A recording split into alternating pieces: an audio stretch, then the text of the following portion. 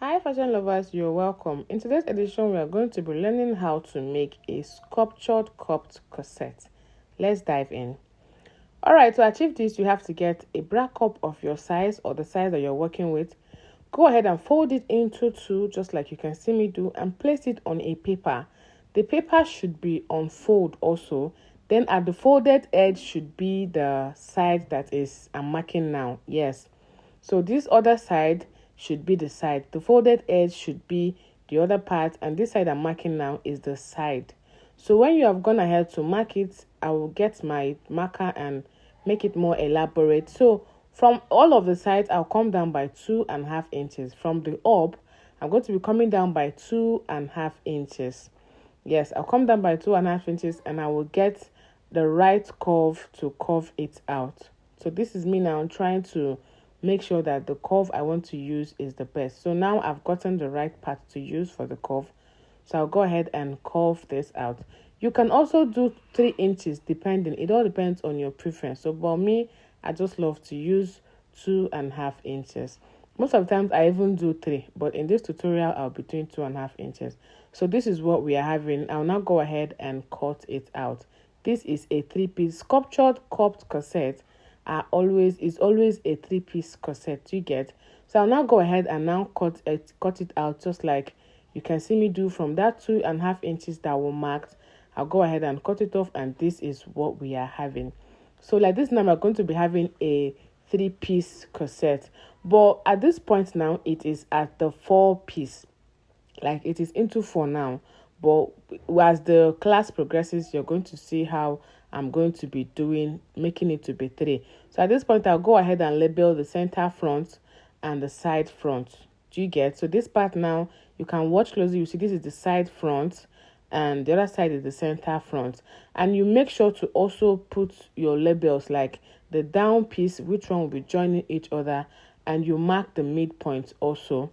Do well to also mark which part is the up, like just normal corset, the way we do our normal corset. Do you get? So I'll now go ahead so at this point, I'll go ahead and mark them up 1, 2, 3, and 4. Then I'll now slit them open to be different, like the way I numbered them.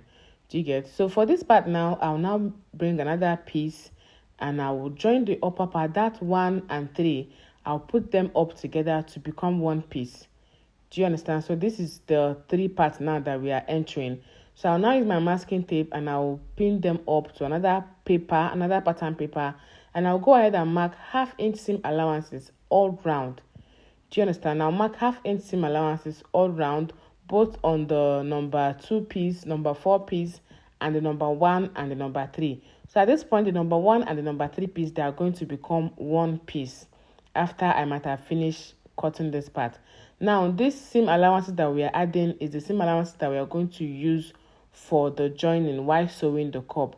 Alright, if you are going to be using a serger machine to join up your bra foam, you don't need to add seam allowances. You just cut it up like that and serge it up. Do you understand?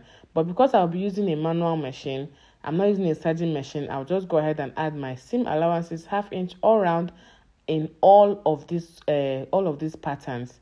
So this is it. And after I finish adding up, I'll mark the center for the upper piece, and I'll mark the parts that will be joining each other around the down piece. I'll also mark the center front and the side front, and I'll also mark the part to be joining with the upper piece. So this is it. I've gone ahead to cut it out, and I have the original piece on it. So I'll go ahead and now remove the original piece, and I will give them the accurate numbering that you're supposed to have. So now we have 1, 2, and 3. So this is what we are having, guys. So I'll go ahead and notch this part, number 2 and number 3. I'll notch the parts that will be joining each other so that I won't be confused, because they are kind of looking alike. Now at this point, I'll now go further to check if I'm having the accurate measurements, accurate bust measurement that I'm supposed to have. Do you understand? So I'll now proceed to cutting off the foam. I used a bra foam. Yeah, I didn't use a wording for this. I use a bra foam. So I'm making sure to be accurate with the bust, like from the bust, from the upper chest to the under bust, including my seam allowances while I might have finished joining them up. Do you understand? So I'm supposed to have 8 inches, 8.5 inches with the seam allowances, and that is what I have. So at this point now, I'll go ahead and bring my bra foam and I will cut it up. And after I finish, sorry, I didn't film while I was cutting, so I've gone ahead to cut it up. Already we've added our seam allowances, so I'll just join this up together, the part that was not to the part that was not. Do you get? So I'll go ahead and start stitching. I'll join them up from the down area or any of the areas. I'll join them up with the 1/2 inch seam allowance that I have already added. So do you get? So after I finish cutting it, I'll go ahead to stitch on my sewing machine. So first of all, stitch the lower piece.